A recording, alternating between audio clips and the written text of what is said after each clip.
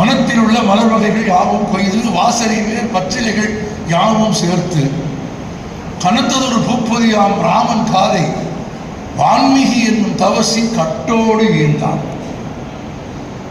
இனத்தையெல்லாம் ஆய்ந்தறிந்து இணைத்து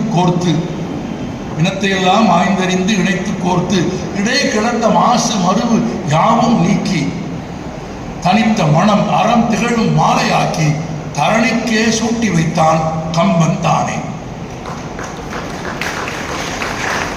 நிறைந்த அவைக்கு தலை தாழ்ந்த பணிவான வணக்கம். நண்பர்களே, ஒரு சிறிய அறிமுகம் நான் இந்த அரங்கத்தில் சொல்லிவிட்டு பிறகு எனக்கான தலைப்பில் பேச விரும்புகிறேன். 2002ஆம் ஆண்டிலிருந்தே பொது மேடைகளில் நான் கம்பனை பற்றி பேச ஆரம்பித்திருந்தேன். நான் அதற்கு பிறகுதான் கம்பனை படிக்கவும் வாசிக்கவும் பேசவும் ஆரம்பித்திருந்தேன். ஆனால் 2012ஆம் ஆண்டு வரையில் தமிழ்நாட்டில் எந்த கம்பன் கழகத்திலும் நான் பேசுவதற்கு அழைக்கப்படவில்லை.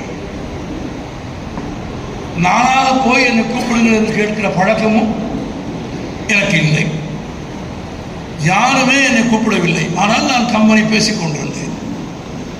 ஒரு முறை தற்செயலாக ராஜபாளையத்தில் நடந்த திருவள்ளுவர் மன்ற விழாவில் திருக்குறளை மேற்கோள் காட்டி பேசுகிற போது அதற்கு தொடர்புடைய ஒரு கம்பன் பாடலையும் மேற்கோள் காட்டி பேசிய போது அந்த நிகழ்ச்சியை கேட்க வந்திருந்த ராஜபாளையம் கம்பன் கழகத்தினுடைய செயலாளர் அமரர் முத்துகிருஷ்ணராஜா நிகழ்ச்சி முடிந்த பிறகு என் அருகே வந்து கம்பராமாயணம்லாம் படிச்சிருக்கீங்களா என்று கேட்டார். கொஞ்சம் படிச்சிருக்கேன் என்றேன்.